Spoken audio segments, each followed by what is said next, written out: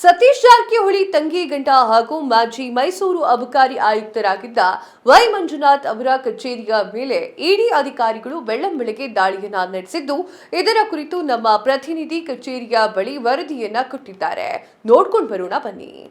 ಸತೀಶ್ ಜಾರಕಿಹೊಳಿಯ ತಂಗಿಯ ಗಂಡ ಆದಂತಹ ವೈ ಮಂಜುನಾಥ್ ರವರ ಮನೆ ಮೇಲೆ ಇವಾಗ ಏನು ಇಡಿ ರೈಡ್ ಆಗಿರುವಂಥದ್ದು. ಸದ್ಯ ನಾವು ಕೂಡ ಇವಾಗ ಅವರಿಗೆ ಸಂಬಂಧಪಟ್ಟಂತಹ ಏನು ಒಂದು ಅಪಾರ್ಟ್ಮೆಂಟ್ ಮುಂಭಾಗದಲ್ಲಿ ಇರುವಂಥದ್ದು ನೀವು ಗಮನಿಸ್ತಾ ಇರ್ಬೋದು. ಈ ಒಂದು ಅಪಾರ್ಟ್ಮೆಂಟ್ ಏನು ಗಾಲ್ಫ್ ಕ್ಲಬ್ ಮುಂಭಾಗದಲ್ಲಿ ಇರುವಂತಹ ಈ ಒಂದು ಅಪಾರ್ಟ್ಮೆಂಟ್ನ ಎ ಬ್ಲಾಕ್ನ 21ನೇ ಫ್ಲಾಟ್ನಲ್ಲಿ ಏನು ಮಂಜುನಾಥ್ ಅವರು ಇರುವಂಥದ್ದು. ಇನ್ನು ಈ ಫ್ಲಾಟ್ನಲ್ಲೂ ಕೂಡ ಹಣ ಸಿಕ್ಕಿರುವಂತಹ ಮಾಹಿತಿಯಿಂದ ಸದ್ಯ ಪರಿಶೀಲನೆಯನ್ನು ಮುಂದುವರಿಸ್ತಾ ಇರುವಂತಹ ಇಡಿ ಅಧಿಕಾರಿಗಳು ಇನ್ನು ಏನು RR ನಗರದಲ್ಲೂ ಕೂಡ ಮಂಜುನಾಥ್ ಸಂಬಂಧಿತ ಕಚೇರಿಯ ಮೇಲೂ ಕೂಡ ದಾಳಿಯನ್ನು ನಡೆಸ್ತಾ ಇರುವಂಥದ್ದು. RR ನಗರದಲ್ಲಿ ಸಿಕ್ಕಂತಹ ದಾಖಲೆ ಪತ್ರಗಳನ್ನು ಸಬ್ಮಿಟ್ ಅಪಾರ್ಟ್ಮೆಂಟ್ಗೆ ಏನು ರವಾನಿಸಿರುವಂತಹ ಅಧಿಕಾರಿಗಳು ಜೊತೆಗೆ ಅಗತ್ಯ ದಾಖಲೆಗಳಿಗಾಗಿ ಪರಿಶೀಲನೆಯನ್ನು ಕೂಡ ನಡೆಸ್ತಾ ಇರುವಂಥದ್ದು. ಇನ್ನು ಏನು ವೈ ಮಂಜುನಾಥ್ ಸಂಬಂಧಿತ ಸ್ಥಳಗಳಲ್ಲಿ ಇಡಿ ರೈಡ್ ಆಗಿರುವಂಥದ್ದು. ಈ ಹಿಂದೆ ಕೂಡ ಮೈಸೂರಿನಲ್ಲೂ ಅಬಕಾರಿ ಉಪ ಆಯುಕ್ತರಾಗಿ ಏನು ಈ ಮಂಜುನಾಥ್ ಅವರು ಸೇವೆಯನ್ನ ಕೂಡ ಸಲ್ಲಿಸಿದ್ರು. ಆ ಒಂದು ವೇಳೆಯಲ್ಲೂ ಕೂಡ ಭ್ರಷ್ಟಾಚಾರದ ಆರೋಪ ಅವರ ಮೇಲೆ ಕಂಡು ಬಂದಿತ್ತು. ಇನ್ನು ಲೋಕಾಯುಕ್ತ ಕಚೇರಿಯಲ್ಲೂ ಕೂಡ ಇದರ ಕುರಿತಾಗಿ ದಾಖಲಾಗಿತ್ತು, ದೂರು ಕೂಡ ದಾಖಲಾಗಿತ್ತು ಅನ್ನುವಂತಹ ಮಾಹಿತಿ ಕೂಡ ಇದೆ.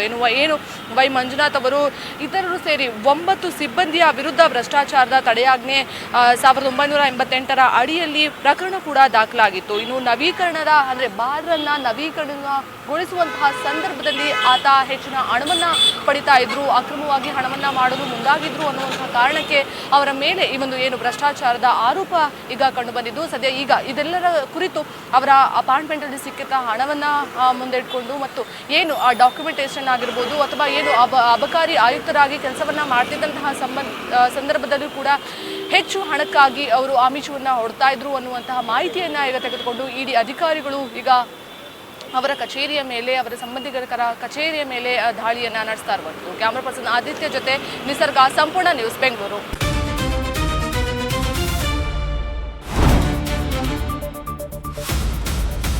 ಸಂಪೂರ್ಣ ನ್ಯೂಸ್ 24/7 ಇದು ನೊಂದವರ ಧ್ವನಿ.